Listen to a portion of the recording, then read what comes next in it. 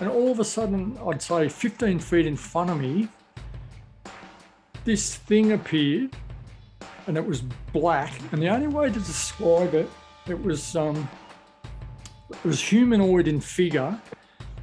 And I don't know if you can imagine a swarm of bees or a flock of birds, and it was all pixelated and it was black, but it was pixelated. But it was, the form of like a humanoid, like How far off was it? It was 15 feet, and it walked towards me, and if I had done that, I could have touched it.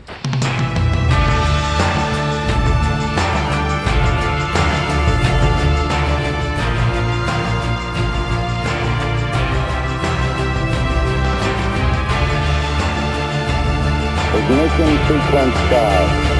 6, 5, 4, 3, 2, 1.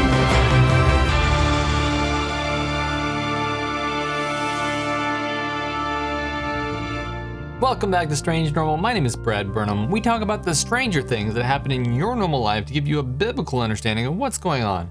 And tonight is a special episode because it's a testimony. This is a pre-recorded testimony from Mick Harrison. Mick lives in Australia, and he was deeply involved in the UFO and Yowie cult. And so much so that he and his wife were both speakers at some of these events until they met Christ. And this is that story. So tonight, let's listen to Mick's story as he recounts it from his own words. Let's get right into it. So Mick, tell me a little bit about yourself. Yeah, g'day, Brad. My name's Mick Harrison. I'm 61. I live in Australia. This is my story about how I came to Jesus through an extraterrestrial encounter I had on a work site. And I'll tell you the lead up to it, how I basically went from being like an atheist or an agnostic and coming up to, becoming a Christian and believing 100% in Jesus. Can you tell me, before you get into that part, can you tell me what you used to do for work and what is a work site? Yeah, sure. With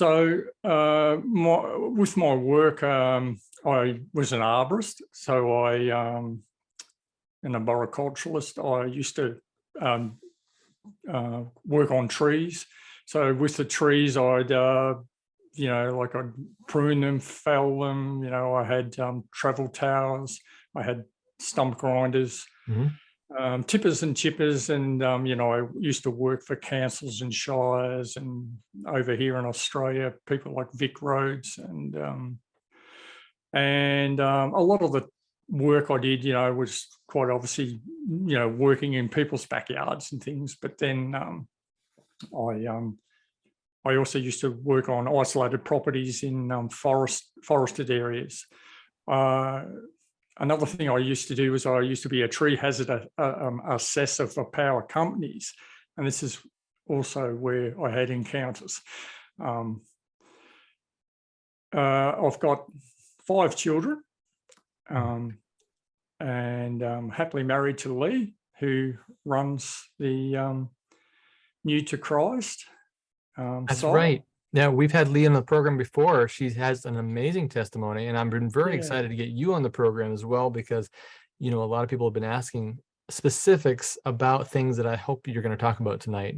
Certainly. No, I'm happy. Anything you ask, I'm happy to answer. And if I don't know, I'll say I don't know. So I grew up in a small town in Gippsland, Victoria, which is east of Melbourne. I just had a normal life. I was, pretty athletic. And when I was a child, I learned to fly when I was 16. Oh, wow. I parachuted when I was 21. What else? And I worked for my father, doing trees. We used to have contracts clearing power lines. So we cut trees away from power lines all over Gippsland. So basically from a place called Cranbourne through to Mallacoota, and then from Wilson's Promontory, which is the bottom of Australia, up to a place called Omeo, which is kind of the whole of Gippsland, which was, I'll guess, 200 kilometres by maybe 150 kilometres, you know. And what else?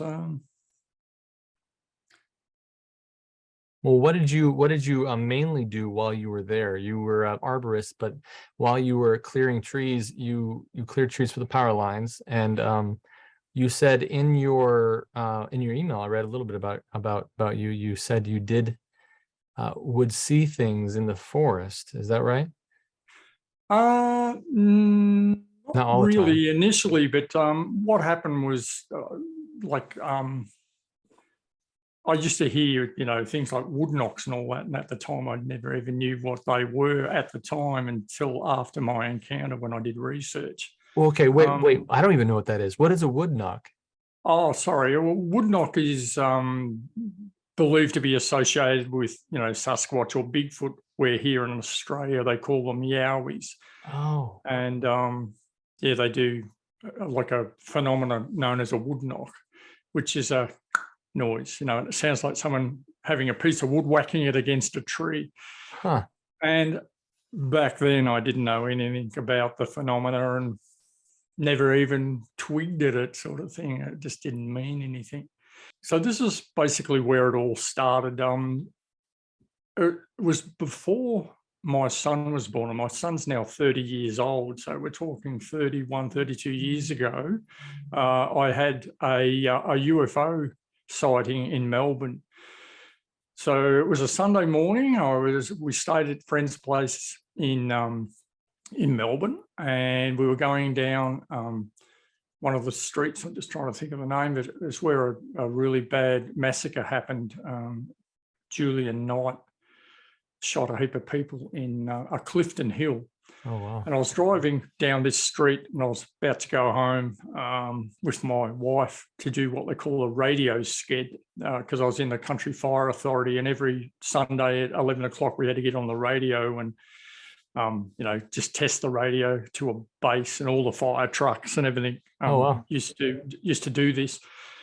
And we're driving down in the main street of, you know, Clifton Hill, and all of a sudden I look out to my left, and like being an aviator, you know, I know quite obviously all sorts of aircraft. You know, I'm right into private aircraft, airliners, you know, military aircraft from World War II and jets and all that, parachutes, balloons, you know, you name it, basically, I kind of know about it. And I looked out to the left out of the car, and here was this thing sitting there. It was basically a classic UFO. So amongst this big group of planes, was it an air show or? No. This was just by itself. It was on a Sunday morning in Melbourne, right? So it's a suburb of Melbourne, basically. It'd be, I guess, 4 kilometres from the CBD. And this UFO, the way to describe it, it was the blackest black I've ever seen. It was like it's hard to describe. It was sort of like a charcoal black. It was dead stationary, didn't move, didn't go up, down, left or right. And it had sort of like little wings hanging out of it, like a stingray. You know how a stingray has sort of flaps hanging down? Well, that's kind of what it was like. I remember pulling into a service station, and I'm just looking at this thing, and I'm with my wife, and I'm looking at it, and I'm just thinking, what is this, you know? And she shot too? Yeah, definitely, yeah.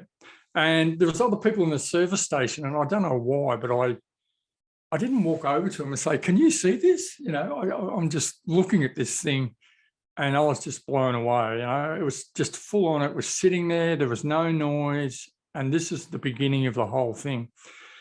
I drove off because I watched it for, I don't know, 3 or 4 minutes, and then drove off down the main street onto what they call the Southeastern Freeway, and drove back to where I lived in Gippsland. And as I'm driving home, like for about 5 or so Ks, I'm looking back, you know, out the back window, and I could still see this thing sitting there.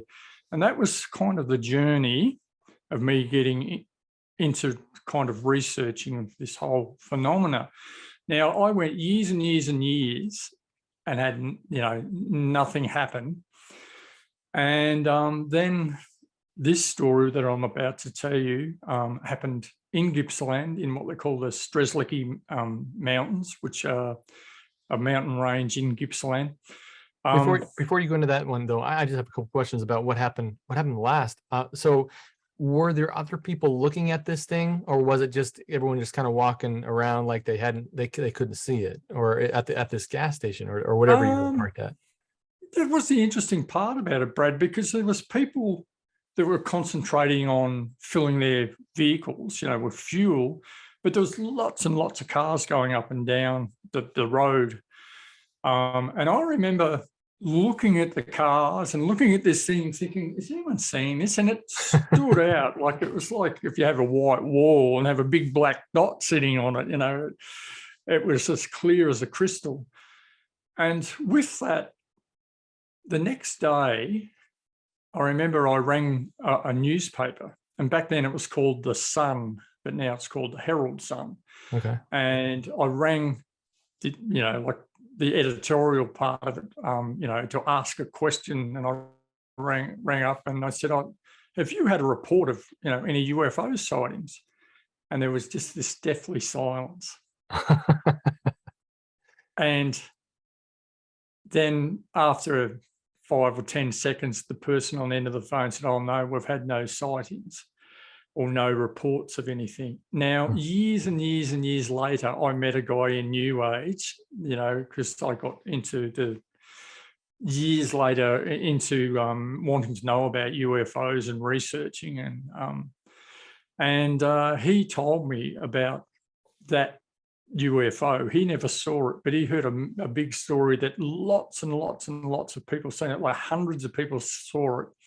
And that it landed in a place called Kew, out of Melbourne, just slightly, still a suburb. There's an area called Kew, and it's beside the Yarra River. And he told me that it landed there, and they found impression marks and all the rest of it there. And I was just blown away how everything was just kept silent about the whole thing. There was nothing in the paper. There's nothing on the news, and yet hundreds of people witnessed the thing.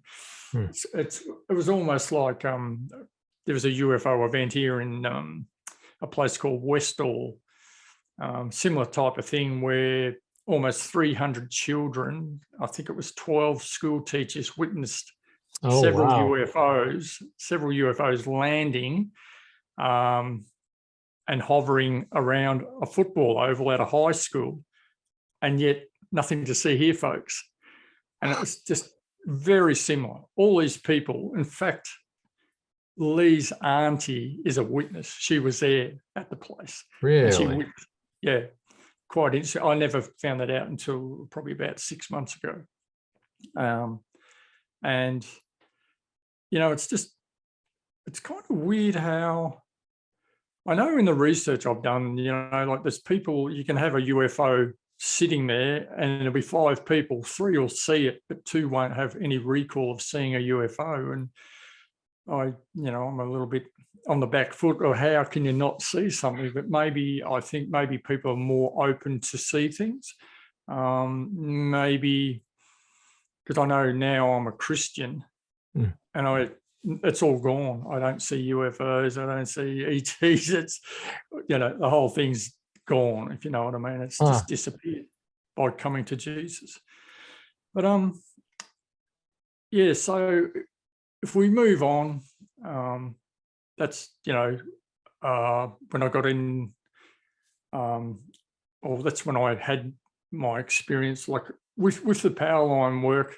We did that for years and years, and I lost my contracts, and I had to go out and do a lot of what they call private work, for councils and shires and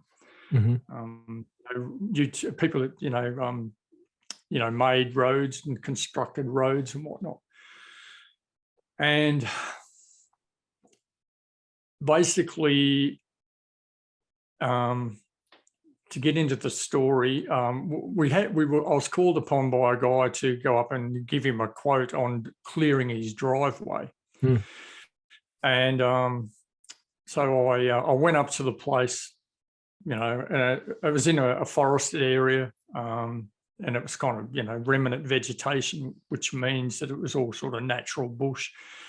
His driveway was approximately a kilometre long, maybe in America, you guys call it a mile, give or take a bit. Yeah. I went in, met the gentleman. He was a really nice guy. He took me down the driveway and showed me what he wanted to do. And it was just basic stuff that, me and my workers used to do. And we went through it, looked at it, made a date. I said, all right, I'll come back on such and such a date and we'll do this job.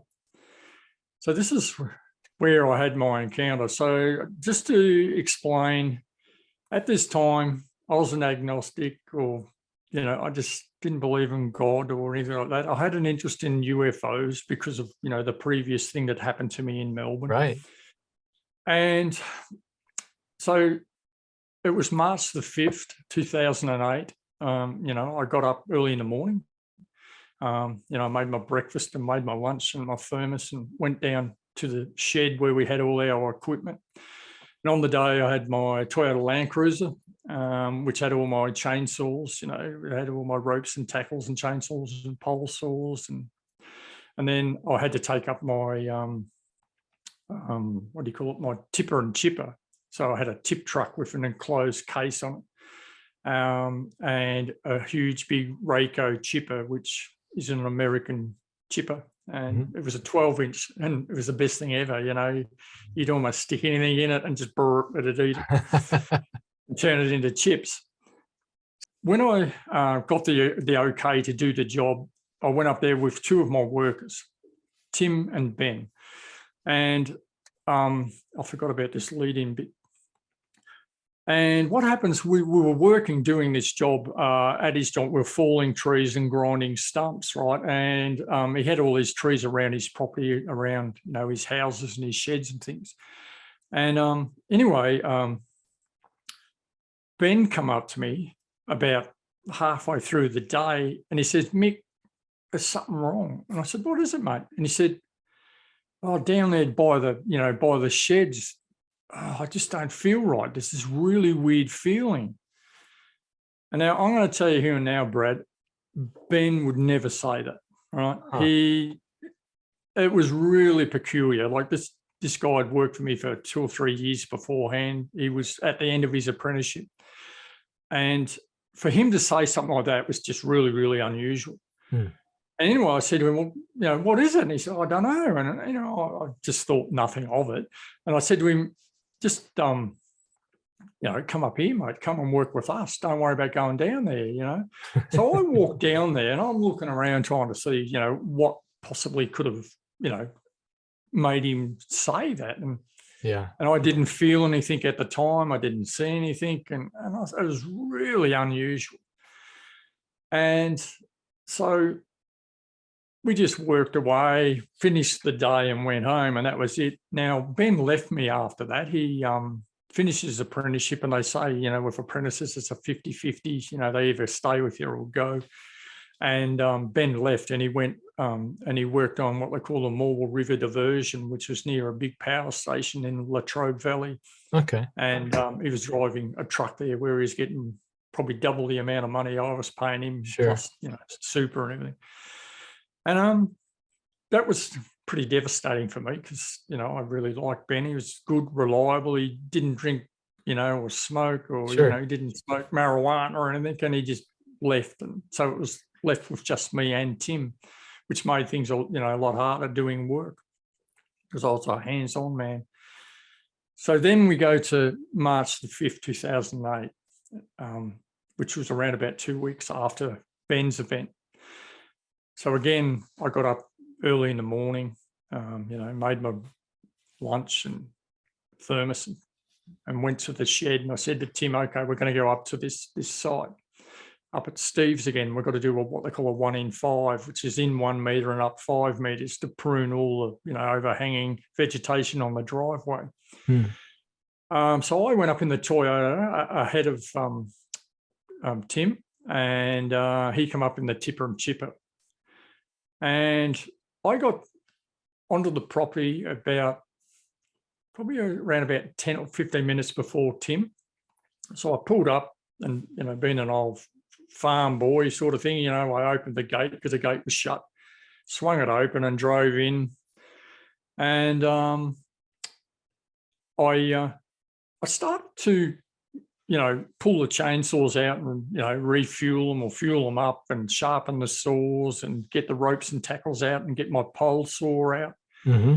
And I'm there and I had this overwhelming feeling of being watched. It was really intense, right? And I'd never experienced this before, ever.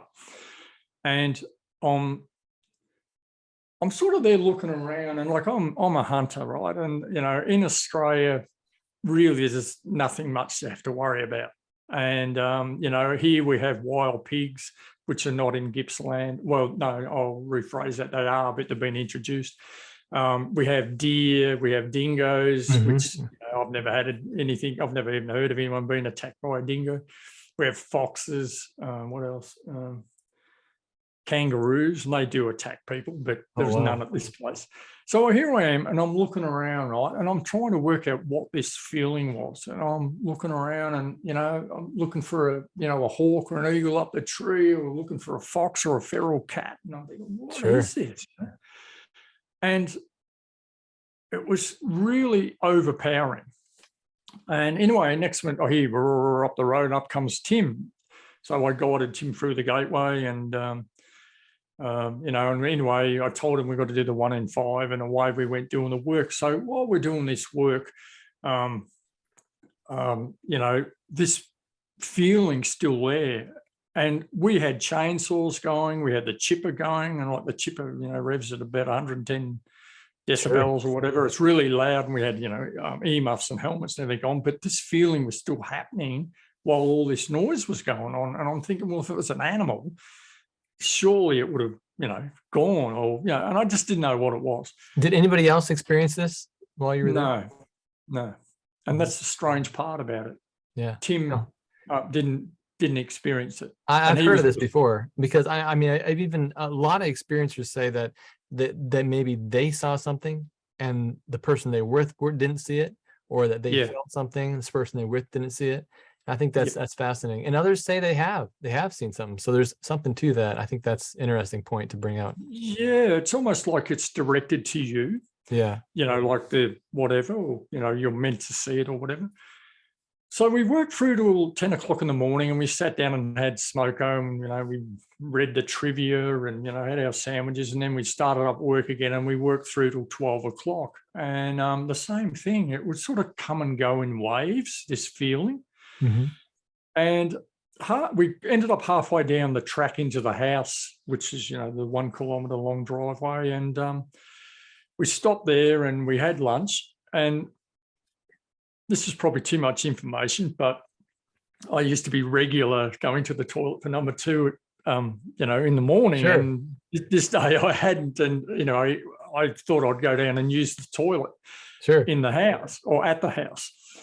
So I drove down to the driveway and went to the toilet, and I got in there, and this toilet was amazing. It was like a little room and it had a bit of a view, and it had an American Indian poster on the wall, and it had the American Indian, like, the 10 Commandments that they have. Sure.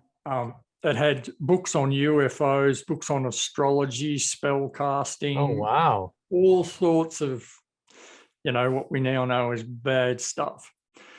And at the time I didn't know, so I'm just in 7th heaven. I'm looking at all this stuff, and, they had books on Bigfoot and all sorts of things.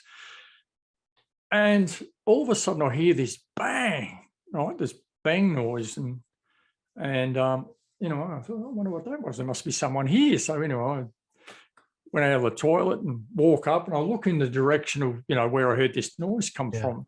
And at the time, being an arborist, I know that trees drop limbs. They have what they call summer limb drop or sudden limb drop, where limbs just fall out of trees here in Australia. Red gums are renowned for it. They just drop limbs, and sometimes they land on people's tents or cars, and people being killed by it. There's elm trees do it. There's lots of different trees do it. And I thought nothing of it. I'm looking in the direction where the noise come from. I couldn't see anybody, couldn't see anything. So I just thought, oh, well, maybe just a dry limb fell out of a tree and landed on the tin shed. So I got my Toyota and drove back to Tim. We finished our lunch.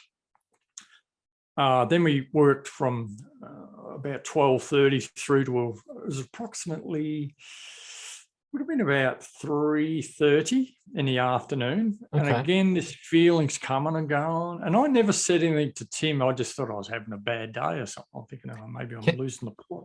Can you describe the feeling? I know it's probably difficult to describe someone looking at you, but yeah, it was a heavy feeling. It was almost like it was a feeling within my head and a feeling within my chest. And it's hard to describe because I'm sure the listeners will know exactly what I'm talking about if they've had the experience. And to describe it, it's really, really hard. But it's, you know how when you're standing in a hotel and you're having a beer and all of a sudden you'll turn around and look and there's someone staring at you. Yeah. That's exactly what it was like, you know. Or the hairs on your back of your neck go up and no one's saying anything, but your sense being looked at. And that's exactly what it's like. That's the only way I can describe it.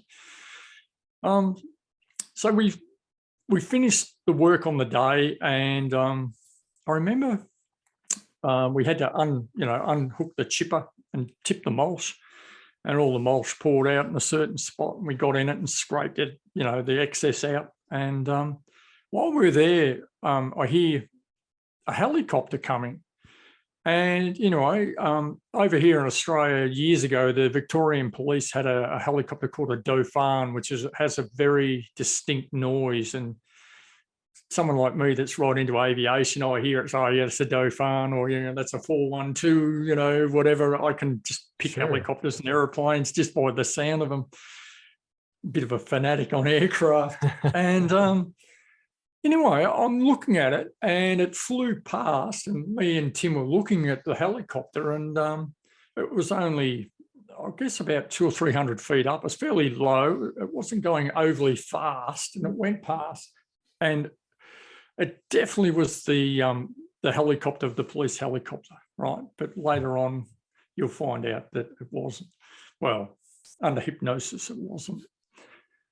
I looked at it, and there it was. It had the checkers on it, and had the Fenstrom rear rotor, and I'm looking, thinking, I wonder where they're going, because being in the Country Fire Authority as a volunteer firefighter, we sometimes had the police, come around our incidents, car crashes or fires or whatever, and I'm trying to,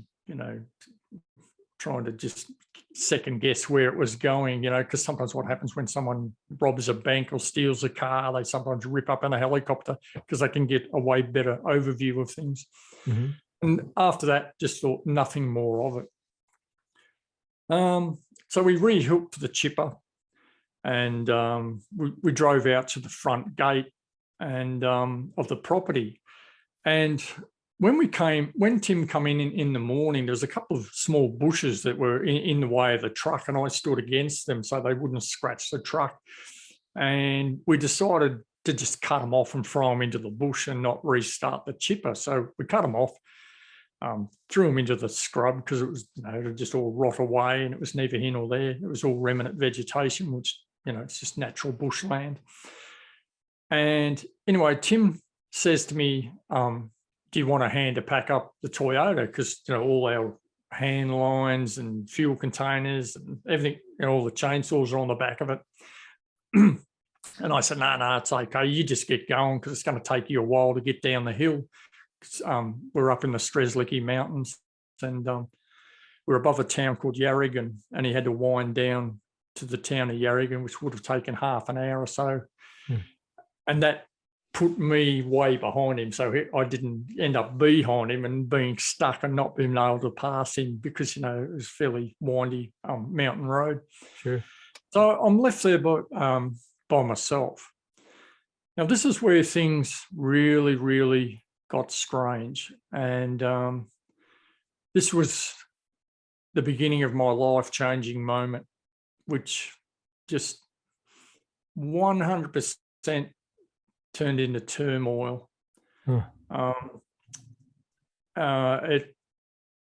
It gave me the worst fear you could ever believe. It made me reassess life. It made me realize that we're lied to, and we're lied to on a massive scale. We're lied to by politicians, by newspapers, by radio, by governments, by alphabet agencies. They're just all liars, and they're hiding stuff. So this is where it all really, turned pear-shaped. So there I am, I'm left by myself. Now I'm going to tell you here and now, Brad, I'm not scared of the bush. Like the things that I'm scared of in the bush, quite obviously are snakes, because we have lots of poisonous snakes here in Australia, tiger snakes, black snakes, brown snakes. And, sure. The most venomous, I think the most 7 venomous snakes in the world are in Australia. Oh, man. We have, spiders that are very venomous, and then we have, wild pigs. And then in the ocean, which I wasn't in the ocean, we have, like irukandji jellyfish that can kill you, and box jellyfish and white pointers and things. But where I was, there's nothing to be afraid of. So Tim's gone, I'm left by myself, and I start to pack up my, my Toyota. And all of a sudden, this feeling comes over me again, right? And it's really, really intense again, this funny feeling of being watched. And then all of a sudden, I began to vibrate. Now, I started to vibrate. Now, the way I describe it at the start, it started just at the base of my skull here, and it went right down my spinal cord to my, sort of down to my coccyx, the bottom, near my hips. And when I first ever explained this to people, I used to explain it, and I'd say, it was a vibration about the size of a Coca-Cola can. And then someone pointed out, that would be your spine. And, I never, ever thought of that. I don't know why I didn't think of that, but that's basically what it was. It's my spine vibrating. It was only a very gentle vibration, and then it got more and more intense, right? And then it began to radiate right throughout my body. So my arms were vibrating, my legs were vibrating, my head was vibrating. And it wasn't a super uncomfortable vibration, but it was very, very distinct. It was just like the way I kind of describe it. If you ever go here in Australia, we have a place called Luna Park, and they have a haunted house, and you walk through it. And on one place, you stand on what they call a vibrating floor, and there's a piece of metal you stand on, and all of a sudden it vibrates, and kind of, if it's all dark and it scares the what out of you, and that's the only way I can describe it. It was like that, but it was kind of a subtle vibration. At that point, I'm thinking. And I'll be really honest, I don't know whether I thought, or I don't know whether I verbally said, I can't remember, what the F is this? Yeah. Right. And I remember reaching down, and I picked up a chainsaw off the ground, and I put it into my cupboard, on the side of the Toyota, because they all crisscrossed, on the side of my Toyota in a cupboard, the chainsaws. And I put the chainsaw in, and then I turned around to walk around to the back of the Toyota, heading and looking down the track that went back to the house. And all of a sudden I see this little kid standing there, what I thought was a little kid. Oh, right? man. And this little kid just, didn't have a top on. And I'm thinking, what the hell? Where's this little kid come from? And you're in the middle of nowhere, right? Yeah, I'm right up in a fairly isolated place. Yeah. And I remember trying to process what I'm seeing. And it took me probably 5 or 10 seconds before I processed it. And then I realized what I was seeing. And I don't know, again, whether I verbally said it or I just thought it, but please excuse, I said, what the F is this? And I'm looking at what I have to say is a classic grey. like an extraterrestrial. Wait, what happened to the kid? Is the kid now? It wasn't a kid. In my mind, I thought it was a kid because I'm trying to process what I'm seeing. And then like I just turn around and there's this thing standing 25 meters away. And I'm just looking and I thought it was a kid initially, because I'm like the first thing wasn't, oh, look, it's an extraterrestrial. That wasn't in my mind, and I'm looking at this thing and I'll tell you here and now, Brad, the fear, it was unbelievable. Like when I finally realized what I was looking at, this thing had the classic round head, or oval shaped head. It had the big black arm and eyes that, were on an angle. Extremely skinny. I remember, its torso and its arms. It was a sort of a whitey grey colour. It was more, it wasn't a classic grey. It was more white than grey. And it's just standing there looking at me, right? And this whole time I'm vibrating and I'm looking at it. Fight or flight come in. I just went into this massive defensive mode where I remember feeling myself tense up, and it was full on fight or flight. I remember I was looking at this thing intensely and we were eyeballing one another, and this thing had the most horrible looking black eyes. And I remember my hearing, like I've got horrible hearing now, from years and years of chainsaws, but my hearing kind of was full on listening, and everything went totally silent. There was no noise. Now in the Australian bush, we have birds. The day it wasn't windy. It was, maybe a bit of a breeze from memory, but you have rustling of leaves and like crickets and things, and there was just no noise. It was just surreal how quiet it was. I remember in my peripheral, I'm looking around, sort of looking each way, and this thing just stood there looking at me, right? And there was no, the fear. I'll tell you here and now, if you can imagine, like I used to work for the Royal Flying Doctor Service, and we used to have what they call a pain score from 0 to 10. So 0 being no pain and 10 being the worst pain you could ever think of. And to give you an example, for a woman, that would be childbirth. Right. And for a guy, if I grab my chainsaw and cut your arm off now, you imagine the pain. That's 10 for a man, right? Well, I talk about a fear score, and my fear from 0 to 10 was 15. It was off the scale. You have no idea how fearful I was. It was just, I almost, just as we think about it now, I almost feel sick just thinking about it. Sorry. No, take your time. Now,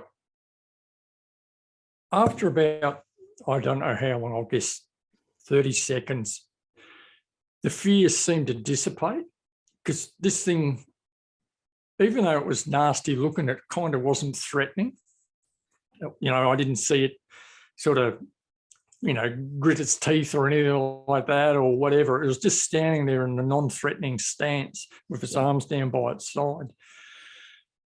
I kind of relaxed, and I thought, well, I'll just have to pack up my chainsaw and go. This thing isn't coming near me, so I'll just, keep packing up.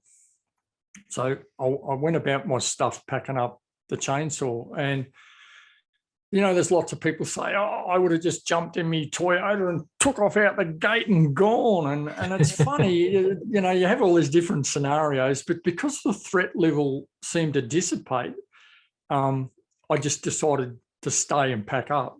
And probably thinking about it, a year beforehand, I drove through a gateway with one of my cupboards open and did $1,500 damage to my Toyota because the cupboard got ripped off the side of the thing, and that might have been, maybe that was in the side of my mind. So I put away all my chainsaws. I grabbed the fuel containers, and just every now and then I just look back, and it was just still standing there. It hadn't moved. It was only around about 25 meters away. maybe with you guys 25 yards, like it was very close. I got my ropes, and I had to fold them up, and we had 100-foot long hand lines because a lot of the trees we did were fairly tall. Sure. And fold them up and put them in the cupboard. I had to grab my D's, shackles, and put them back in their allotted cupboards. And again, every now and then I'd just turn and look back at this thing, and it was still just standing there. It wasn't moving. I didn't see it blink. I didn't see it move its arms. It was just standing there like, it was bizarre. It was almost like a statue type thing, but I know it wasn't because it looked physical. Then all this time I'm vibrating still. I hadn't stopped vibrating. So from the moment I started to feel the vibration to when I was getting there to pack up the Toyota, it was just happening the whole time. Mm-hmm. I remember climbing up on the back of the Toyota, and if you can imagine, on the tray at the back, it had 2 cupboards either side, and you could walk through the middle of them up to like the roll cage behind the cabin. And I put my pole saw there, and I got the ocker strap and tied it on with the ocker strap so it wouldn't fall off the Toyota. And I turned back around, and I'm standing between the 2 cupboards, looking straight back down the track towards the house. And this thing's just still standing there looking at me. Still there. So from that point, I don't know why I did this. I was looking at it, and I just nodded my head. I don't know why I did it. It was like an acknowledgement or something. And to this day, I don't know why I did that. And I stepped off the back of the Toyota, and basically that was the last time I looked at this thing. And I remember walking around the right-hand side of the Toyota, because in Australia, we drive on the right-hand side, where you guys drive on the left-hand side. And I remember as I'm walking up to the Toyota, to the door to get into the cabin, I distinctly remember saying, "Don't abduct me, please don't abduct me, don't abduct me," because I'd heard all these stories of people, being abducted. And I got into the Toyota, and anyone that knows Toyota Land Cruisers, I've got a HZJ75. It's got a 6-cylinder, diesel engine. And I remember grabbing hold of the key and throwing the clutch, putting the Toyota in neutral. And as I went to turn the key, I'm saying, "Please start, please start, please start." Because again, I'd heard that, how vehicles stop. I turned the key, and boom, away it went. And mate, you got no idea, Brad, the music of that engine. To this day, I still got the vehicle. I love the thing, and I still hear that beautiful 6-cylinder sound. I put it in gear, and I drove out the gate, and I turned onto the road to go back down to Yarragon. And again, all this vibration still happening. And being an old farm boy, you got to shut the gate. If you find a gate, closed, you close. Or if you find it open, you leave it open. And anyway, I walk back. And what's really bizarre, I walked back, but I had my head down. I'm looking down at the ground, and I just wouldn't look back up at this thing. And I remember all I had to do was do that, and I would have looked up, and it would have been standing, down the track, just where I'd come from. I grabbed hold of the gate, and I come back, I shut the gate, I reached through, grabbed the chain, and I put it through and hooked it on the little, the little locking horn. And again, all I had to do was look up, but I just couldn't do it. I just thought, no, I'm out of your space. I'm going to just walk back to my Toyota and go. I walked back, got in, shut the door, put it in gear. And again, all I had to do was do that, and I would have been looking straight at it, but I couldn't look at it. I just thought, no, I just don't want to look at you. I just go away. Yeah. How far away were you from it at this point?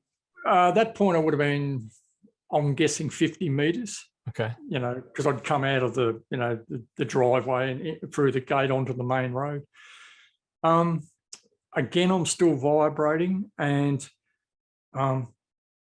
I put it in gear, and I don't know why, but I remember looking in this mirror and expecting, maybe there'd be something behind me. And but I was also checking for traffic. I looked in this mirror beside me, and there's nothing coming.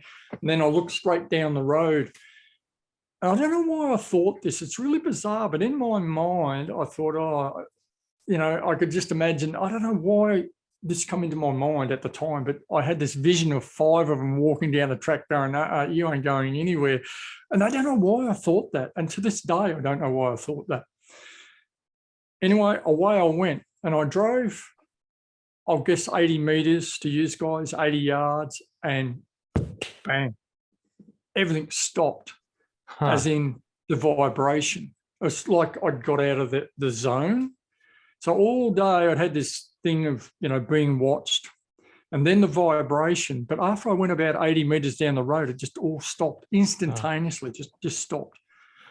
And I remember then shaking uncontrollably, where I could physically see my hands shaking, and I remember turning on the radio in my Toyota and listening to the ABC, which is, the national radio thing and radio station. And I was trying to get some normality or some sense of what I'd just gone through.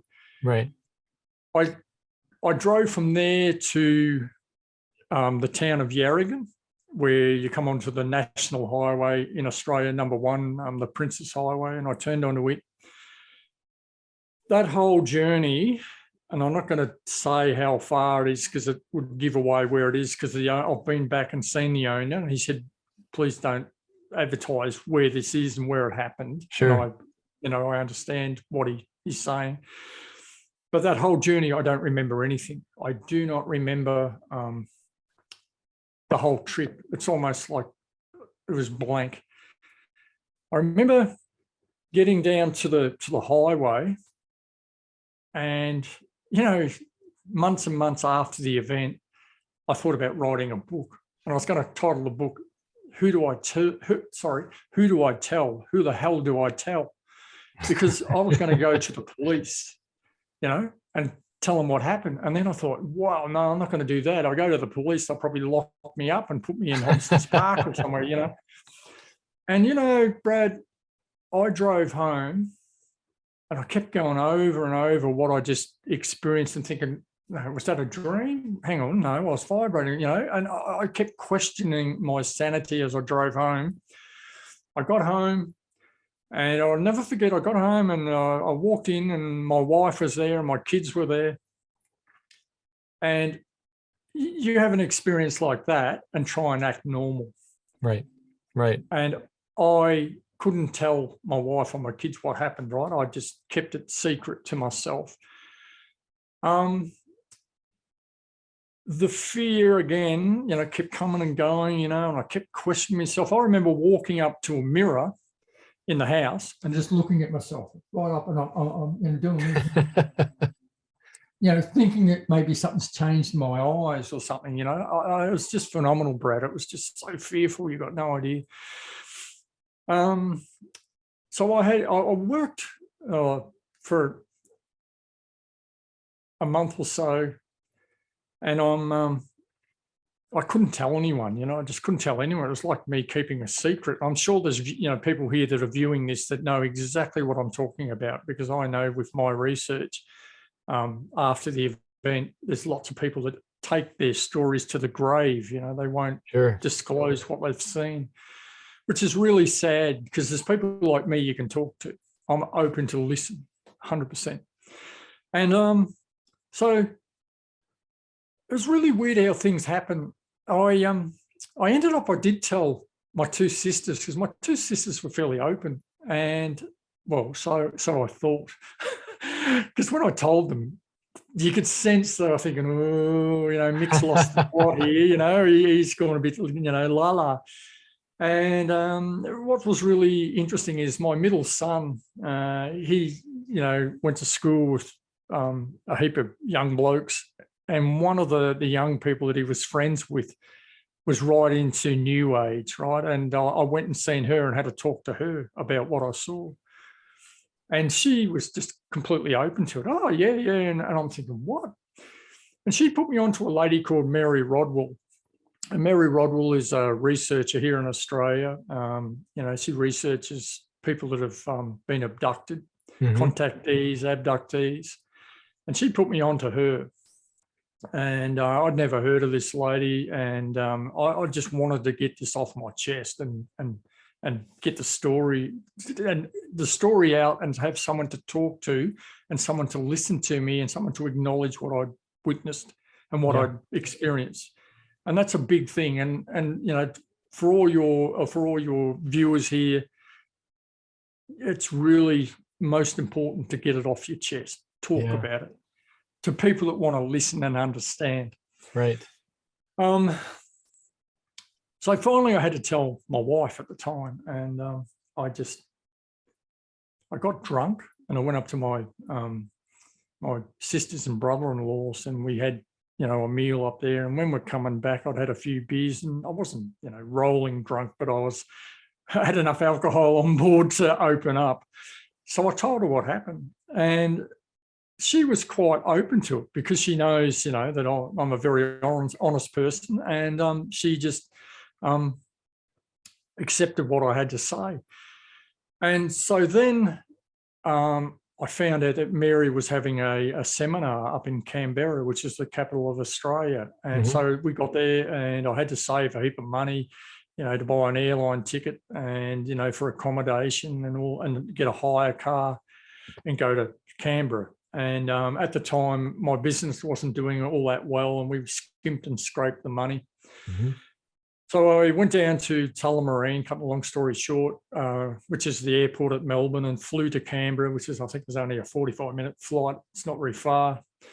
I landed there in Canberra, and I got my bags and hired a car, and I drove around Canberra and found a motel, which was kind of, I think it was to the northwest of, the main city. And anyway, I got settled in my room, and then I went back to my car and drove out to where the seminar was going to be, where, there's all going to be speakers on, people talking about UFOs and UFO experiences.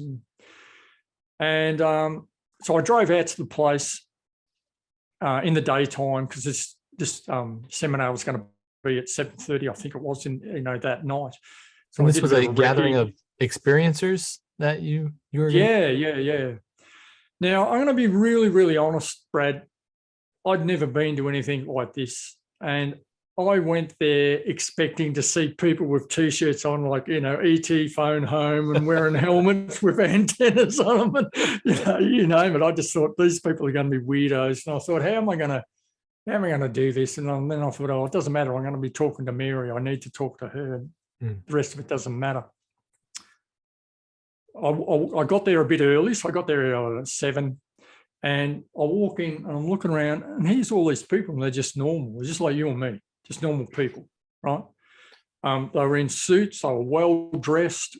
There was no one there, I believe, that looked like a loony. They were all just normal people, And and that made me feel so comfortable, knowing that, first of all, because I just didn't know what I was getting myself in for. And anyway, I got talking to a guy there, and this guy, he'd had an experience with his dad, and I told him, well, I've had a big experience, and I told him just briefly what I've just told you. And then anyway, next minute, Mary walked into the seminar, and she was going to give a talk for 2 hours on the Friday. On the Friday night. I've got to think about it. Yeah, on the Friday night, and then she was going to do another 2 hours on the Saturday. And in comes Mary, and she's only a very short lady, and I didn't know her, and everyone's, fluffing around her and talking to her and hugging her and giving her kisses and all that. And, I just stood back and waited until everyone had sort of dissipated. And then I walked up to her and held my hand out and shook her hand and said, hi, my name's, Mick Harrison. And remind us all again, who is Mary? Mary is Mary Rodwell. She is a counsellor. Okay. She has a real lot to do with abductees and contactees, people that well known. have had. Yeah, absolutely. So I said, well, yeah, I'm Mick Harrison, and I was the person that emailed you about having this meeting with you. And she says, yeah, no worries, Mick. And anyway, we discussed about when we'd have this meeting, and she decided to have it on the Saturday afternoon after she'd done her second lecture, because she said, I've got plenty of time and I can give my time to yourself. So we went into the seminar and we all sat down, and Mary got up and started doing, her slideshow and all that. And I'm going to be really honest, Brad, again, the fear kicked in. You got no idea. There was times where I just went like this. I just couldn't look. Really? Because here's these people giving experiences of, like being abducted and these entities. And, she's showing slides of what these entities look like. And it was exactly like what I saw, on my work site. Oh, man. And it just brought it all back home again. And sorry, it was like, reliving it all. And so anyway, the seminar finished that night. I forget what, it was pretty late. It was around about midnight. And I went back to the motel. And I go back to the motel, and again, just like a normal night, I was sort of processing what I just listened to and heard and seen, at the seminar. And I get into the room, and I go to sleep at the click of a finger. I just go to sleep very easily, and I stripped off down to my jocks and hopped into bed and went to sleep. Mm-hmm. And all of a sudden, it was around about 3 o'clock in the morning. I remember just waking up, and it was like, how when you wake up, you're a bit lethargic and you sort of have a stretch and a yawn and slowly get yourself out of bed. Well, I woke up and I was dead bolt awake, like as if I hadn't been asleep, right? It was just boom, and I'm awake. Huh. And in the room, I don't know whether I can do it or not. Just bear with me. But in the room, when I woke up, I could hear this like plastic and paper shuffling, and I could hear this like footsteps, like little, imagine children running around, if you know what I mean. Yeah. Bang, back into fight or flight. I thought someone's in my room, and Yeah. I'm looking around, and I'm clenching my fists, and I'm looking around, and in the room, like it was in a motel, and in my bed I could see out the door, so I could see out into the living area, and there was enough light to see. Like, it wasn't pitch black. It was, I don't know, it's sort of semi-light, so it was dark. It was 3 o'clock in the morning, but you could see. And I'm looking around, and I couldn't see anything. There was nothing to be seen, but all this noise, and footsteps. Anyway, I flung the sheets back, and I'm looking around, and I just full on in, fight or flight defensive mode. And I'm sort of walking around, looking behind doors, and the whole room was empty. There was nothing in there. But you could hear noises inside. Yeah. And then the noise stopped, right? It sort of dissipated and stopped. I remember walking around, I turned all the lights on, I'm looking behind doors, looking in cupboards, thinking, what was that? And I'd never experienced anything like that ever, right? And so I turned all the lights off, got back into bed. It took me probably an hour to go back to sleep. And like I said here at the start here, I could just go to sleep like that. And I just couldn't sleep. I was just terrified. I finally went to sleep, and I got up in the morning, and I had breakfast, and I'm just thinking, wow, what is going on? This is just bizarre. This is just what is happening in my life. And I honestly got to the point where I thought I was losing it. I really did. I thought I was losing the plot, and I knew I wasn't. I knew I was just a normal, sane person having insane experiences. And so I went back to the seminar, and I listened to the second 2 hours, and again, that just freaked me out. And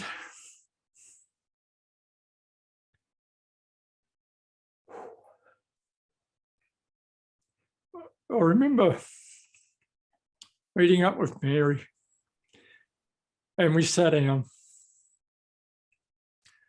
and the gentleman that talked to me the night before that I told him a bit about the story, he asked if he could come in and sit in the interview and just listen. And I think his girlfriend or fiance, she was a school teacher, and I don't know what he was. She was a skeptic, and he was open to it because him and his dad had had an experience. And I said to this gentleman, I said, "Look, I'm happy for you to sit in there, but please don't interject. Just sit back and listen, you know. And if you don't like what you want to hear, get up and leave or whatever." So I sat down with Mary. She sat opposite me. And I told her the story, what I just told you, but way more detail. I went into everything, and, you know, probably took me an hour to tell the whole story. Sure. And at the very end of it, after I told her the story, she acknowledged what I'd seen and heard, and she said, "You know, you're now an experiencer, and more than likely you may have been abducted on the day of, you know, my sighting, because apparently entities can manipulate time, and you can be taken out of the here and now, spend time with them, and then brought back, and you don't even know that you've even, you know, moved." And I have the ability. Is Mary a what's her background? Is she Christian, or is she just a regular? I don't know, to be honest. I don't know. Okay. But this is where it all comes to, where I turned to Jesus Sure. years later after this experience. Again, at the time I was an atheist or an agnostic. But I did believe that something had created all this. You know, I wasn't that stupid to think it, you know, come from evolution or the Big Bang or whatever. Like, it's just ridiculous. You know, you know, to make an explosion of anything, you need a primer and you need something to go bang. You know, and if you don't have nothing, you can't make nothing out of nothing. If you know what I mean, it's quite common sense. You know. So anyway, Mary, you know, had a talk to me, told me about, you know, what she thought of what had happened. And then she said, "Is there anything you want to ask?" And to this day, Brad, I remember turning my head and looking out at the beautiful view at Lake Burley Griffin in Canberra, and looking at these yellow willow trees. They're called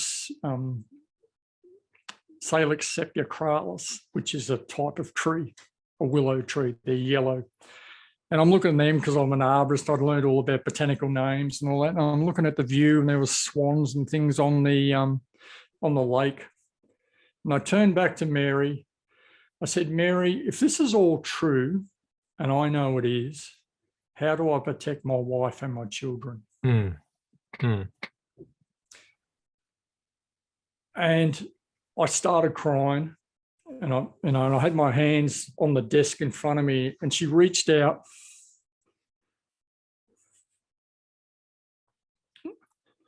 and took my hand,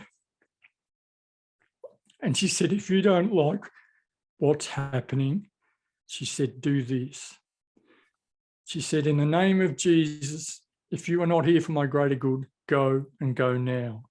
And they will go. Right? Wow. Now, those words, I couldn't tell you what I did yesterday, but those words in 2008, which was 20 odd years ago or more, are just so fresh in my mind. Right? She said, "If you use those words, that will stop. They'll just stop." Now, I'm going to say this. What's really annoying is she doesn't tell a lot of people that, but she told me. And she never says that in her, you know, her seminars or interviews, but maybe God was looking over me and made her say that. I don't know. I'm only speculating here, and you should never speculate or assume or second guess anything. Again, at the time, being an atheist, I took it on board. I remembered what she said, and I moved on. And one of the things she said to me, she said, "Whatever you do, Mick, research.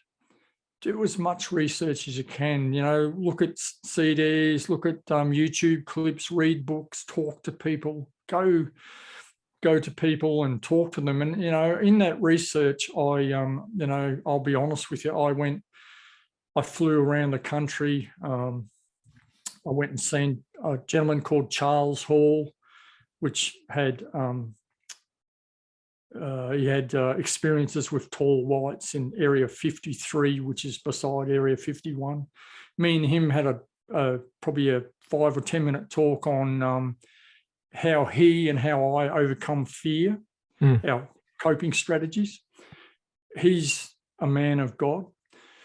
I spoke to, no, I didn't, sorry. I went and seen Travis Walton up in Katoomba in New South Wales. Travis Walton is a guy that was abducted and taken for 5 days and then reappeared. And, all his mates, were put on a polygraph. They all passed it. And then they went on a polygraph the second time and all passed it.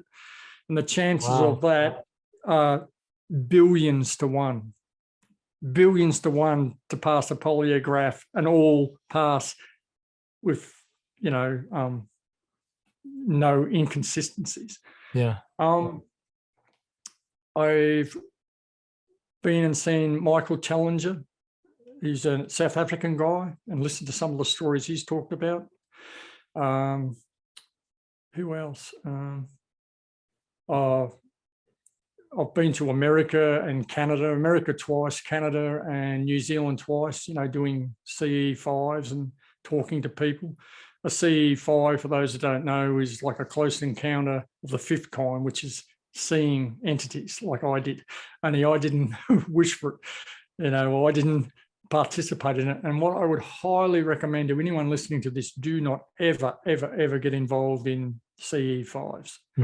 Don't go there, because all you're doing is invoking entities, and these things are demons. Right. So getting back, I traveled the world. I got very, very interested in over here in Australia, Yowies, and Bigfoot, Sasquatch, and then I looked in China. They call them Yeren in. I didn't know that. Where else? In New Zealand, they call them Moe Moo, I think it is. I can never pronounce it properly. But these things are found all over the world. But I've got to go back to the seminar. Sorry, I got off track there a bit. Sure. So with the seminar, at the very end of it, I watched a heap of other people talk about, different things, and lots of UFO photographs, and it just all brought it that I was guessing that this stuff was real, right? But I've since learnt stuff that I know it's just garbage. But that night, so it was the Saturday night, I went back to the motel. The seminar had finished, everyone had gone home, but I stayed over Saturday night, and then Sunday morning I went out to the airport and flew home. And Saturday night, I went into the same room, and I'm sitting there. I get into bed, and the same thing, go to sleep. And again, around about 3 o'clock in the morning, which I now know is what they call the witching hour. And the same thing, Brad, just, the paper shuffling, the footsteps, and then all of a sudden I hear this down the hallway, right? Now, the hallway was out of the room I was in, and the only way to describe what I heard is if there's a famous Olympian, Usain Bolt.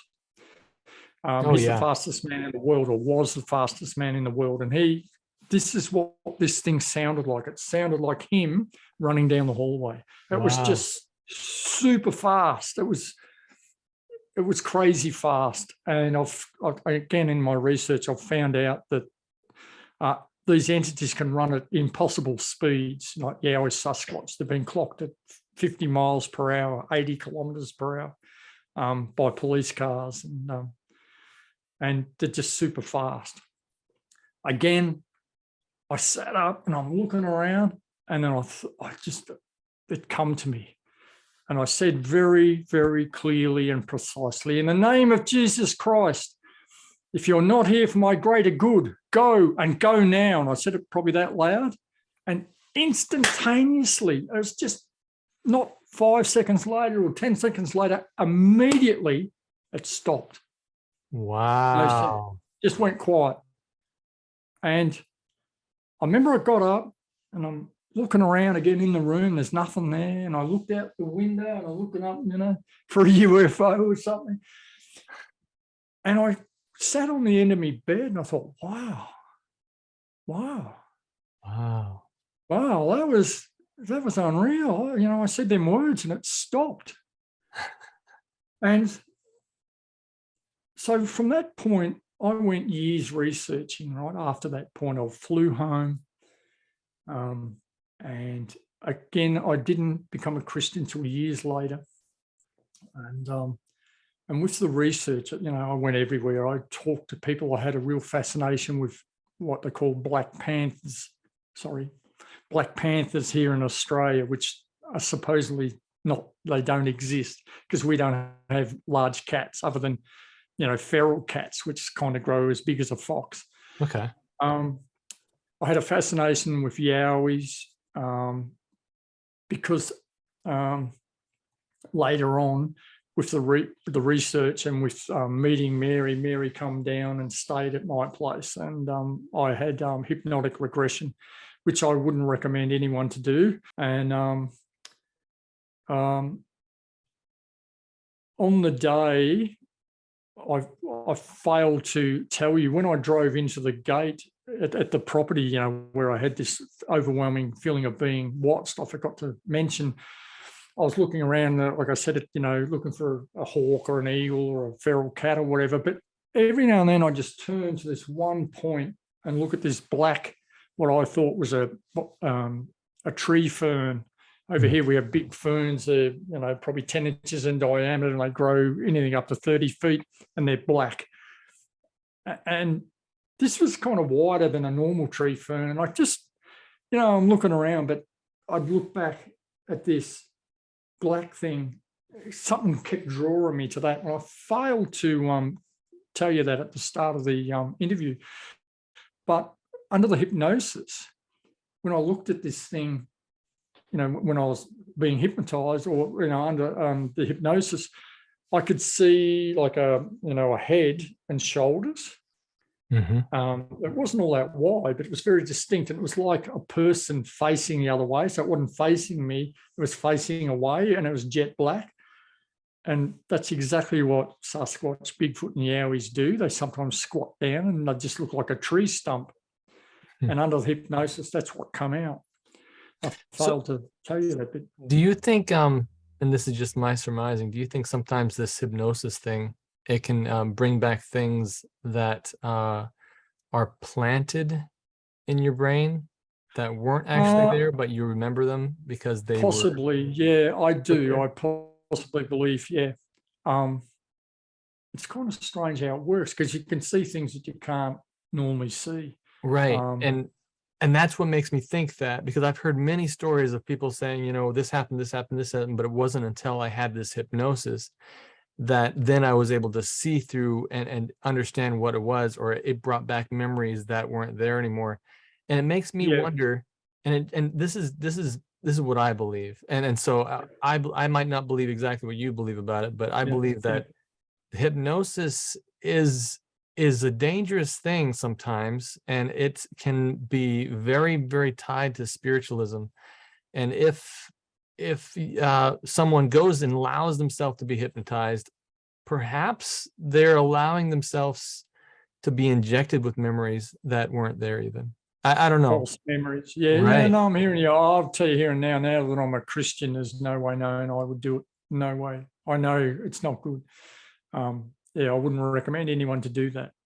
But at the time, being the atheist and not knowing, I wanted answers, and I dove deep. I really don't like using the, the term of going down the rabbit hole, but I will. To give you an idea of what I did, to give you an example, I was on the 10-meter, diving board, and I jumped off it and did a backflip, double somersault, half pike straight down the rabbit hole and took the red pill as I went, as far as doing the research. And you've got no idea. Me and Lee have researched everything you could think of. We've talked to people. I've been privy to information that I won't say here. Sure. I've seen photographs of things that I won't show here. And we're lied to, mate. We are lied to on a grand scale. Yeah. It's just phenomenal, and I worked for the Royal Flying Doctor Service for about 8 years. I was a non-emergency patient transfer ambulance officer, and I used to transport people all over Gippsland from Melbourne to, you name it, in Gippsland and vice versa back to Melbourne. What was really interesting is I had a real fascination in thylacines, which are an animal called a Tasmanian tiger, which are supposed to be extinct, and black panthers that don't exist in Australia. And I can assure you, I heard so many stories. Like with black panthers, I've now heard 103 Black Panther stories for an animal that doesn't exist in Australia. 103. Yeah. Two of them, the people have seen them on multiple occasions, twice. Thylacines, I've heard, I think it's 4 stories. They're not all that common, them stories, but thylacines are a Tasmanian tiger, which is a marsupial. It's like a wolf, and they've got stripes, and they've been witnessed in Victoria and Tasmania by several people. Are these Black Panther and Tasmanian tigers, are they like the Sasquatch that is somewhat humanoid, or are they an animal that is probably just distinct? Well, the Tasmanian tiger was a real thing. It's like a kangaroo. It's a marsupial, so it's a real thing. Got it. The Black Panthers, through my research, I was a member of a group that researched Black Panthers, and I got involved with them, and I had several different theories on what they were. It's quite interesting. Number one was they reckoned that the Black Panthers were an undiscovered marsupial that people, like science hadn't found or researched. There was no bodies of these things. The other thing was a story I heard that supposedly the Egyptians come to Australia and went up some major rivers, like some of the major rivers are the the Murray River and the Darling River. They're massively long, and they were the pets of the Egyptians. Now, you can kind of laugh at that, but here in Australia, in a place called Newcastle, which is just above Sydney, there's a sacred site of the Aboriginals, and there's 2 big rock walls that are approximately 8-10 feet apart, and there's hieroglyphs exactly the same as the Egyptian hieroglyphs carved into the rocks, which hardly anybody know about. But with my research and talking to Indigenous people, I heard about it. I've never been there. I've got friends that have been there, and they said they're rigidids. They're very, very old. You can tell it's very old, the way the rocks have deteriorated. The other thing is with the Black Panthers, during the war, the US Air Force come to Australia and helped defend Australia during World War II. And the American Airmen used to have mascots, and some of their mascots were, Black Panthers. And the story is, through what I remember, is up at East Sale, which is not far from where I live. The war started to really progress up around Port Moresby, New Guinea, and the airmen were told to go and destroy their panthers, take them out into the bush and shoot them. Now, there's a story that I've heard that some guy witnessed them taking them out into the forest, which was sort of, it was near Yarram, which is in southern Victoria. And this gentleman apparently witnessed them letting them go, and they weren't shot, they were just let go. Now, to breed up, we need a male and a female. And then with interbreeding, you get things going wrong with their genetics and all the rest of it. So I don't know whether that story is right. And again, I don't know how many were released and whether it's even true. Interesting. Huh. But I've had some amazing stories, like firsthand eyewitnesses that have told me stuff like bus drivers, bushwalkers, horse riders, soldiers walking through the forest, just all sorts of people. Now, one thing that's very interesting in the research that I've done, talking to Indigenous people, they say that Sasquatch, Bigfoot, Yetis, they're interdimensional beings and they're shapeshifters, so they can change shape. That's exactly what they say about extraterrestrials too. That's interesting. Yeah. And I can tell you a story about that if you want to hear a story of personal experience. And they believe that Yowies change into Black Panthers so they can be more stealthy and they can run fairly fast. Now, I don't know if that's true or false. I don't know. But the stories that I've heard from Indigenous people here in Australia and New Zealand and America, for that matter, they all say that is a possibility. They can do that. Yet they swear that does happen. And through my research, I haven't got a doubt in my mind. It's zero doubt, through what I know. To give an example of my experience, I've never seen a Black Panther. Very interested, but never seen one. Heard, like I say, 104 stories, 103, whatever it is. But I used to do tree hazard assessments for a power company because I'm an arborist by trade. I went to the Burnley Horticultural College to become an arboriculturalist. And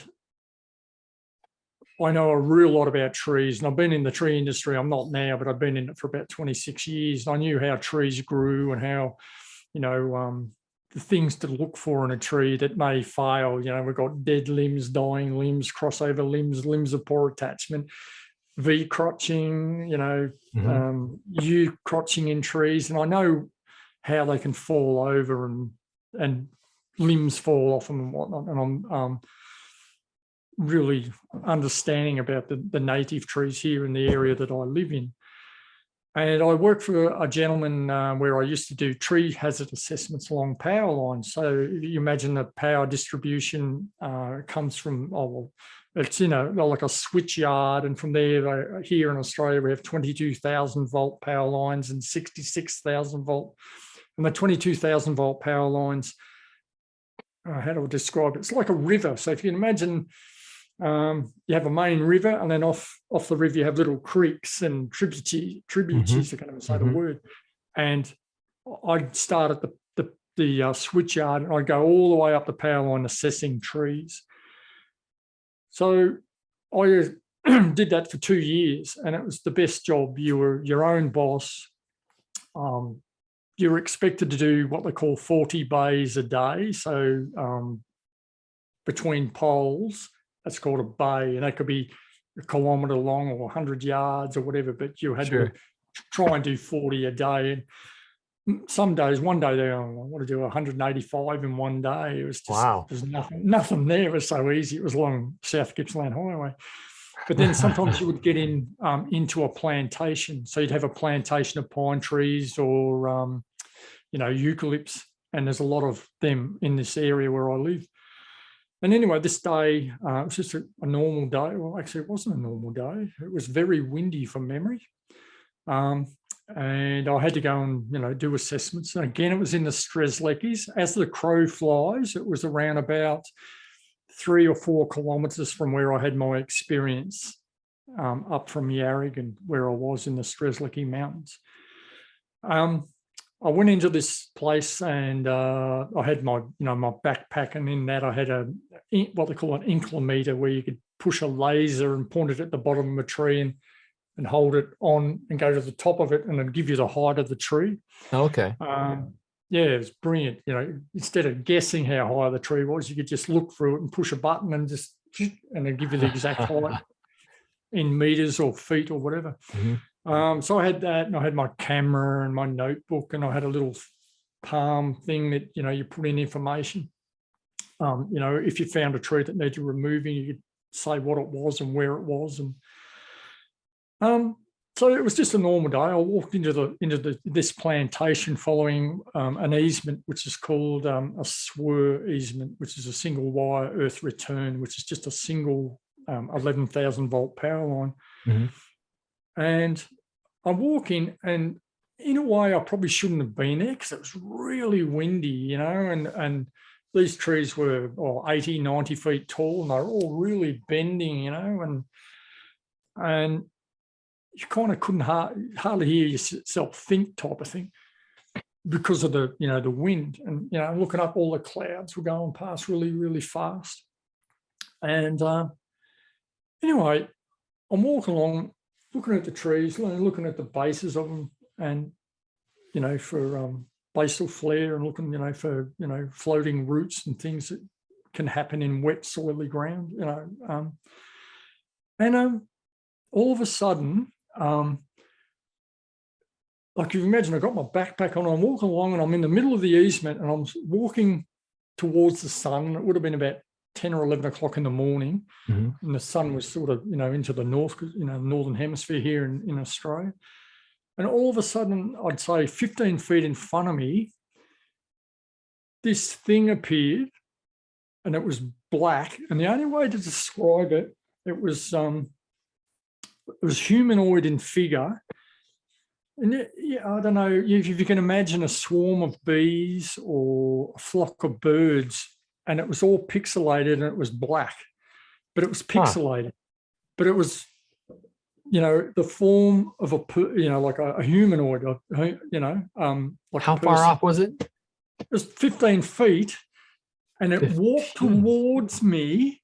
And if I had done that, I could have touched it. It come within a foot of me, and I turned and went, whoa. And it walked past me, and I watched it walk off probably another 10 or 15 feet away from me, and then it just vanished. Now, I swear, Brad, I don't care what anyone says, I seen this thing. It was as clear as day. And I thought, what the F was that? And please excuse me saying that, sure. But I just, whoa. And it happened that quick. It was sort of, it just appeared, and it was walking like it wasn't walking fast. It's just walking normally. I'm 5'11", and this was slightly smaller than me. I reckon it would have been about 5'8" tall, give or take a bit. And yeah, it was just like a pixelation of a flock of birds or a swarm of bees, but it was, you know, the black pixelation. Wild. And then just after that, what was really weird, I looked at it, I saw that, I turned back, and I'm trying to process it, and all of a sudden there's this bright white flash. Like, I don't know if anyone has ever, you know, listening to this has ever been really close to a lightning strike where you get that big flash, you know, from the lightning. It was like a flash, and there was nothing to cause it, if you know what I mean. I'm in a plantation. There was no street lights or no lightning. It was weird, mate. And I didn't, you know, get affected or nothing. It didn't come near me or whatever, other than it walking past me. I walked back out to the Toyota after I'd been in this plantation, because it got really thick and I actually couldn't penetrate through it. And I had to go around to the other side of a bit of a gully. And when I walked back out to my Toyota, I walked back out and I opened it up because I had it locked, and I could hear these birds calling. And over here we have these birds called wonga pigeons, and they've got a very distinct call. You know, it's a bit like a loon in America, you know, okay. How loons make a very distinct call, you know, that they use in horror movies. Well, the wonga pigeon has a very distinct a call, you know, if you're into birds, you know it. But there's 3 of them that I couldn't see, but I could hear, and they just didn't sound right. It just didn't sound right, you know. And something was saying, go down and look at it. go down.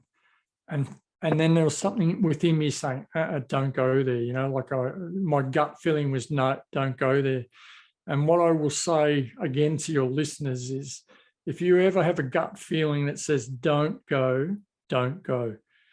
Listen to your gut, because I really believe your gut is a second brain, or probably more intelligent than your brain, because something was drawing me to want to go and look at this noise. And I think they're just wonga pigeons.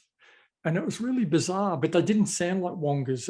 And I've been told that, you know, Sasquatch, Bigfoot, Yowies, they imitate birds and animals.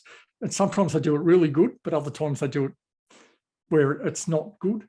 And it was almost after seeing this black thing walk past me, you know, half an hour beforehand, and then hearing this noise, I'm just thinking, no, I'm not going there. I'm not going there.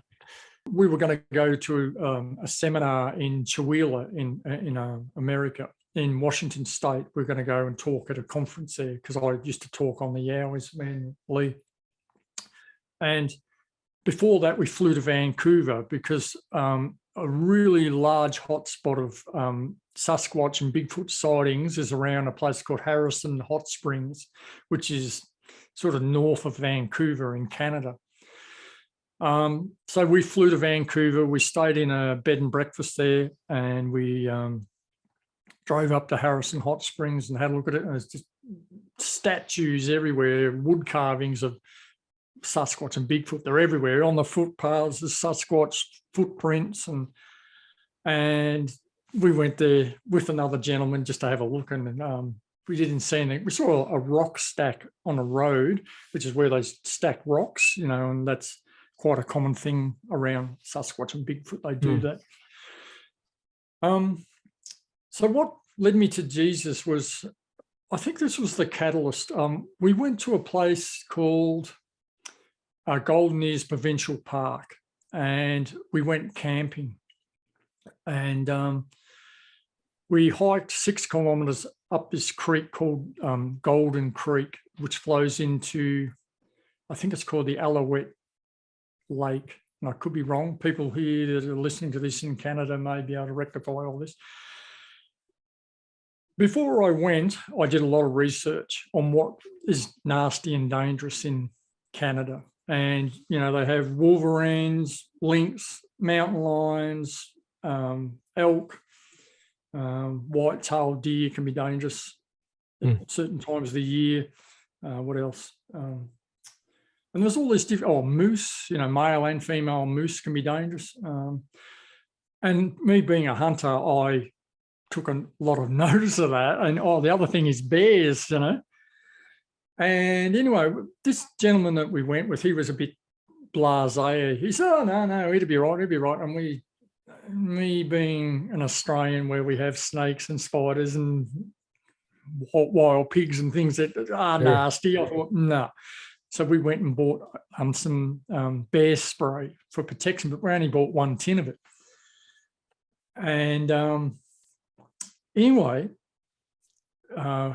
we got all our gear together, our sleeping bags, ground mats, food for a couple of days, and away we went. And at the time, I was as crook as getting over being crook. I, you know, had just, you know, feeling full of, you know, phlegm and whatnot, and full of mucus, and I was all the time blowing my nose, and anyway, I was getting over that. And when we walked into this forest, and we walked for miles, and we went to this spot. I've looked on Google Earth, and I estimated it was about 6 kilometers from the car park, or from the trailhead, I think they call it in America or Canada, where the track starts. And we walked up, and along the way we met other people. And then where we got to, there was no people. We didn't see anyone for the 3 days that we were there. The most beautiful spot you could think of, you know, like Canada is just gorgeous as far as the scenery goes. There's the Golden Ears Provincial Park. You have these massive big mountains to the west of where we were, back towards Vancouver. We were led in there by this gentleman. I won't mention his name, and he was right into Sasquatch and Bigfoot, and he said that this area was a habituate of where they were, and there's a guy, he's an American, or he could be a Canadian Indian that goes there, and you'll see him on YouTube. I better not mention his name. And he films stuff like, footprints and, these shelters they build for themselves. And while we were there, we found a footprint in the sand. It was there's 3 footprints, just like, a bare foot, as in not a bear as a bear, but a bare footprint like a human, but it wasn't a human. But there's only 3 of them in the sand. That's quite common for the phenomena of looking for Bigfoot and Sasquatch. They just all of a sudden, we believe, appear out of nowhere, come into this realm, take a few steps, and then disappear again, just to confuse humans. And it works. So we set up camp, and we were just going to sleep on ground mats, just out in the open, right, on the river flat. And it was a really open area. There's a huge big log, which had quite obviously fallen in the river and been washed down, in the floods or whatever, in the river. And we went around and we collected masses of firewood, and we had it all stacked up, and we just put bits of wood on and just keeping the fire going, because fire is the best protection against animals. Quite obviously, animals don't like fire. So there we were just kicking back. We had some tea. And this is on the first night, and we're sitting there, and we're just full on talking about, different stories of UFO encounters and sightings and Sasquatch, Bigfoot and Yowies in Australia and whatnot. And this guy was just fascinated and fascinating to listen to, because, we were sharing all different stories from different parts of the world. And we'd only met this guy on Facebook. And we're kicking back and we're looking at the stars, and it's just phenomenal. And we were looking at the odd satellite going over, and at one stage 2 satellites went over together, and they were one behind the other, and I thought, geez, that's unusual, because I'd never seen that before. Yeah. And anyway, we're watching all the jets going into Vancouver. They're on descent into Vancouver, and because I'm me again, being the aviation buff I am. And anyway, it began to rain. And it was only light rain, but it was enough to annoy her. And we thought, if it's going to keep raining, we're going to get wet during the night, when we had sleeping bags and they'd get wet. And we had a tent with us, so we decided to set the tent up. So there we are, blundering around in the dark, and we set up the tent. And we set the tent up, and I was just dog tired. So I jumped in the tent, and I laid down, and, I was just starting to drift off a bit, and then Lee come in, and she laid beside me, and then this other gentleman got on the right hand side of her. So it was a 4-man tent with 3 of us in there. Sure. Now, I was in the Country Fire Authority for years here in Australia, and I know how hard it is to put a fire out. Okay. I used to be what they call an air attack supervisor. So I used to fly around in bird dogs and in helicopters like jet rangers, directing water bombers onto fires. We had heli tacs and water bombers, converted crop dusters that used to bomb the fires with fire retardant and water, with wetting agents in it. And I am very, very, very familiar with fires. We did structural fires, house fires, car fires, building fires, forest fires. So I know how fire work and how hard it is to put out. All of a sudden, while we were in the tent, we'd only just got in there. I was lying back, and just starting to drift off to sleep. And all of a sudden, Lee says, "What's that? What's that?" And I said, "Well, what?" She said, "There's a figure outside the tent." And I got up and leant, so I got my feet out, but just leaning up. And there was this black figure, a humanoid figure, but big. And you could see it, like you could see the fire, and it was standing between the fire and us in the tent. Oh, okay. Then all of a sudden, the fire just went out, completely out, right? It was like someone had drawn a curtain and put the fire out. Now, I'll tell you here and now, Brad, that doesn't happen. The fire we'd stoked up a bit to, burn through the night. Yeah. And the plan was to get up in the middle of the night and throw a few more, logs on and make sure that it burnt right through to the morning, because it wasn't going to cause a fire where we were. Then all of a sudden, this sheet of light come down, okay? And you could see it outside the tent, and it was around about 4 or 5 foot wide. And within this light, it was kind of a whitey colour. There was sort of like 3 lighter bits. It's kind of hard to explain. So it's white, but there was whiter bits in it. And it was on a bit of an angle. It's 3 or 4 foot wide, and it's outside our tent. And we all got on our knees, and we're sort of trying to look, what is this? What is this? And anyway, the gentleman that we were with, he said that he knew some of these, supposedly these Sasquatch by name, and he used to call them, I forget, the young ones or something. And he used a name, and I'd memorized the name, and I can't tell you what it is now because I can't remember. But let's say it was, Chewbacca, but it wasn't that. And he said, "Is that you, Chewbacca?" And there was just nothing, right? And then Lee said, "Is that you, whatever?" Because there was a female name that she used that he told us about. Sure. And again, nothing was said, or we didn't see anything happening other than this light just outside the tent. The fire's gone out. It's pitch black other than this light. And anyway, I said to him, no, I nearly said his name then, I better not. I said, "Just open the zipper and poke and have a look out." And he wouldn't do it. I seen him lean forward, then he just leant back. And we had a fly on the tent, but the fly was on the wrong way. So it was covering the doorway and the window, and we couldn't look out. And I remember all 3 of us were on our knees. We were literally, well, me and Lee were touching each other, and quite obviously the gentleman and Lee weren't touching, but we're only 6 inches, or they were 6 inches apart. Mm-hmm. All 3 of us seen the same thing, but to a degree it was slightly different.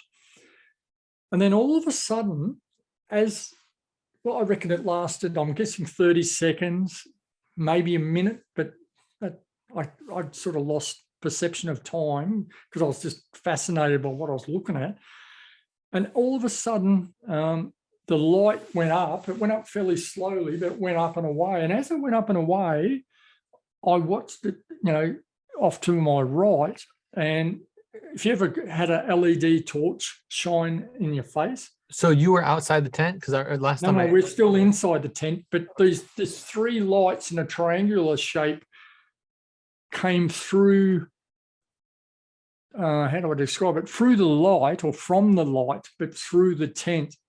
Yeah. You can see them through the tent's fabric, right? Yeah. And the only way to describe it was like an LED torch, these 3 lights. And it was only, it wasn't all that big. And then that just vanished, and the light was gone, and it was pitch black. Then all of a sudden, boom, the fire come back. And then what? All of a sudden you could see, how do I explain? Like, inside the tent, you could see the shimmers of the you couldn't see the fire itself, but, the shimmers of the light against the tent, and the black entity, or that figure, had gone. Now, I don't know what that was, right? I'm guessing it was a UFO maybe shining a beam down. This is a guess. I'm only guessing. The figure, I'm guessing, was a Sasquatch outside our tent. I don't know. We got up the next morning, looked around. There was no footprints. There's no marks in the sand. And yet all 3 of us saw it, but then all 3 of us had a slightly different take on what we saw. Lee and the other gentleman didn't see the 3 lights where I did. And there's just slight differences in our story, yet we were beside each other. It was weird how we remembered everything. So with that, trying to cut a long story short, we went to the conference, had a talk. We drove all the way down through Washington State, Oregon, and California. Had some weird stuff happen in Mount Shasta, but that's another story. And I come home, and Lee decided she wanted to go to a church. and she was getting this this voice in her head saying, go to church, and then she was getting this voice in her head saying, full baptism, full submersion. Wow. And me at the time, being an atheist, I said, well, you go and tell me what it's like. And she went to church in where we lived at the time. And she come back, and I thought, wow, I want some of that. You know, she was all smiles and she was all pumped up from being at church. So I decided I'd go. Excuse me. So I went to church, and I was a bit like a cat with a long tail in a room full of rocking chairs, you know. I felt really funny about being there, but all the people were very, very friendly. And so a couple of months later, we both had our baptisms, where we had a full submersion in a bath. And it was, there's a friend of ours reckons he could just really feel and see the Holy Spirit in the church. He said it was phenomenal. And mine and Lee's testimonies, you know, when we spoke, he was just, everyone was blown away by what we said. And from that day, Brad, I'll tell you, and the viewers, we have never had anything since. It's just all stopped. Wow. So all this stuff had happened to you beforehand. And then when you decided you were going to commit your life to Christ, it went away. It's all gone. I have no recall of anything. I'm just trying to think, and I've never seen a UFO. I've had no experiences. Every day I cover myself in the blood of Jesus, and I also, you know, put on the armor of God, and I ask for protection every day. And I have no incidents or accidents. It's just phenomenal how our life has changed. It's just amazing. Anyone out there that's in New Age or, you know, following any of this UFO, ET stuff or Sasquatch, Bigfoot, just stop now. Yeah. Because these things are entities and they're not nice. I kind of look at them like pedophiles. They lure you with little stick figures and crystals and wood knocks and, rock stacks. They have what they call rainbow trees, where trees get bent like, you know, over like a rainbow, which is really weird as far as an arborist goes, because you have, you know, tension wood and compression wood, and us arborists think, how's that work? When they're bent, they're really common in Sasquatch, Bigfoot or Yowie habituates where they are. You get trees crossed, you get all sorts of things. And what happens is these entities, they're after your soul. They don't care about you or me. They hate you or me. They absolutely hate it. And they just want our soul for Satan. And I just say to everybody, just get out of it, back away, and bring yourself to God, bring yourself to Jesus, because through what I've learned, he is the most amazing savior ever. And, you know, as I said earlier about where I, you know, spoke out aloud when I heard all them, all the footsteps and the paper shuffling and all that, you know, it just instantaneous stop. And again, through our research, we've had testimonies of hundreds of people that've called upon Jesus, and it's just stopped instantaneously. Wow. Absolutely. He has the most major power and authority over every living entity or every interdimensional entity or whatever. God, Jesus, Yeshua, the most powerful. And don't ever think that any of this is not real. Take it from me, it's as real as us guys looking at one another. You know, it's just amazing. And what I'd really like everybody to do, if possible, and I need to look, is if you have any problems with anything, or if you want to get out of all this, you know, you can come to New to Christ, which is behind me there, new to Christ.com.au. You can email new to Christ at mail.com. And then we have YouTube clips on New to Christ. And again, it's new, NEW, to the number and Christ. Lee's a counsellor. She's a Christian counsellor, so she'll steer you in the right direction if you want any help. And it's just most important, we've had so many people come to us and talk to us, and we're open to anything. Doesn't matter what it is, we're open to listen. And that's the most important thing ever. You have to have someone that will listen. And, like I listen to people like David Pauloides. I don't know if you know him or not, but he has Missing 411, and he talks about people, going missing in America. There's thousands of people, throughout the world every year. And there's another guy, Steve How to Hunt. I don't know his surname. And he gets emails every day of people that have had Bigfoot and Sasquatch, Yowie, Yeren, Yeti experiences. And these people that are coming forward to him, what are they? Like, scientists, researchers, people that work in nuclear power plants. And so they're not just the average Joe blog, all these people are coming forward, and people are now beginning to open up because there's platforms where you can go and talk to people. And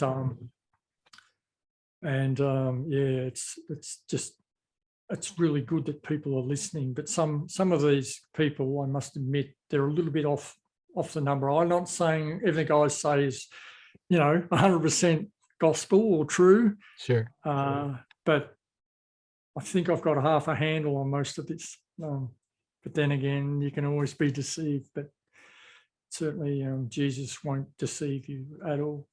Amen. Wow. Thank you so much, Mick. That's an incredible story. What I like best about it is that you found the way, the truth, and the answer to correct all this stuff. And that's the most important. Out of all the amazing stories and amazing life experiences I'm sure you haven't told, because I know by the email that you and your wife sent me, there's so much more to tell.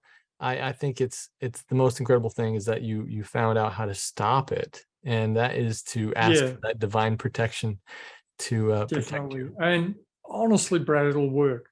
So the viewers there, it works. Don't ever think it won't. I must. Once you do that, you have to come to God, though. You have to come to God because He'll protect you. Don't just say it and think that things are going to be rosy. You really need to devote yourself to God. He's the truth and the way. And I just I have 100% faith in Him. Yeah. But thank you for having me. Absolutely. God bless you, and I hope to talk to you again. It's lovely to meet you, bro.